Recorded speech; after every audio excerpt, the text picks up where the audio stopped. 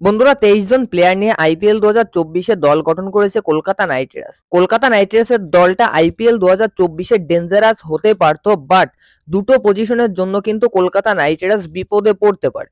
হ্যাঁ বন্ধুরা, সেই দুটো পজিশন নিয়েই এই ভিডিওতে কথা বলবো।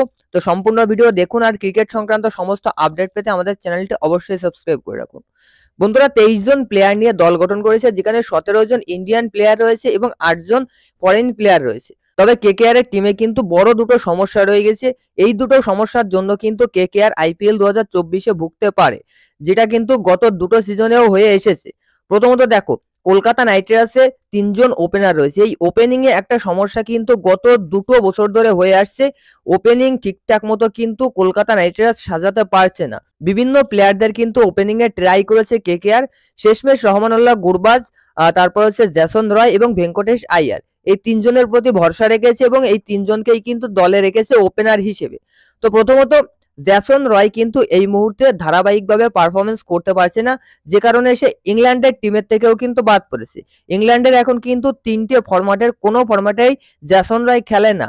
তো সুতরাং বুঝতে পারছেন যে ন্যাশনাল টিমের থেকেই কিন্তু বাদ পড়ে গেছে কলকাতা নাইট রাইডার্সের ওপেনার। আর জেসন রয় যদি ভালো পারফরমেন্স আইপিএল 2024 না করতে পারে, কেকেআর কিন্তু বিপদে পড়বে, কেননা তাদের কিন্তু কোনো দ্বিতীয় অপশন নেই। অপরদিকে রহমানুল্লাহ গুরবাজও কিন্তু ধারাবাহিকভাবে পারফরমেন্স করতে পারে না। দেখো, রহমানুল্লাহ গুরবাজ এই মুহূর্তে ভালো ফর্মে রয়েছে, গত ম্যাচে একটা সেঞ্চুরি করেছে ইউনাইটেড আরব আমিরাতের বিরুদ্ধে। তারপরেও কিন্তু রহমানুল্লাহ গুরবাজের একটা সমস্যা রয়েছে। রহমানুল্লাহ গুরবাজ একটা ম্যাচে ভালো খেললে তারপরে দুটো তিনটে ম্যাচ সে ফ্লপ যায়, অর্থাৎ খুবই কম সে ধারাবাহিকভাবে পারফরমেন্স করে। তো ওপেনিং এ কিন্তু একটা প্রপার সমস্যা রয়ে গেছে কলকাতা নাইট রাইডার্সে। দেখো, ইন্ডিয়ান ওপেনার হিসেবে ভেঙ্কটেশ আইয়ার রয়েছে। ভেঙ্কটেশ আইয়ারও কিন্তু গত সিজনে ওপেনিং এ ভালো করতে পারেনি। আর মিডিল অর্ডারেও কিন্তু ভালো বড় ইনিংস বিল্ড করতে ব্যর্থ হচ্ছিল ভেঙ্কটেশ আইয়ার। সুতরাং ওপেনিং এ কিন্তু একটা বড় সমস্যা আপনারা দেখতেই পাচ্ছেন। তো এই ওপেনিং এর সমস্যাটা কিন্তু কেকেআর কে ভোগাতে পারে আইপিএল 2024-এও ভালো ওপেনার দলে না নেওয়ার জন্য। সেকেন্ড, যদি আমরা উইকেট কিপারের সম্পর্কে আসি, কেকেআর এর আরেকটা উইকনেস হচ্ছে উইকেট কিপিং। দেখো, রহমানুল্লাহ গুরবাজকে যদি ওপেনিং এ খেলাতে হয় তাহলে উইকেট কিপারের কোনো সমস্যা থাকছে না। তবে রহমানুল্লাহ গুরবাজ যদি পরপর ভালো না খেলতে পারে, তখন উইকেট কিপার হিসেবে কিন্তু কেএস ভরতকে খেলাতে পারবে। আর কেএস ভরতকে মিডিল অর্ডারে খেলানো মানে কেএস ভরতকে শুধুমাত্র উইকেট কিপিং এর জন্যই খেলাতে হবে। কেএস ভরত টি-20-র ব্যাটার কখনোই ছিল না, এখনো সে টি-20-তে ভালো খেলতে পারে না। ইভেন কোনো ফরম্যাটেই কিন্তু কেএস ভরত এখন ভালো খেলতে পারছে না।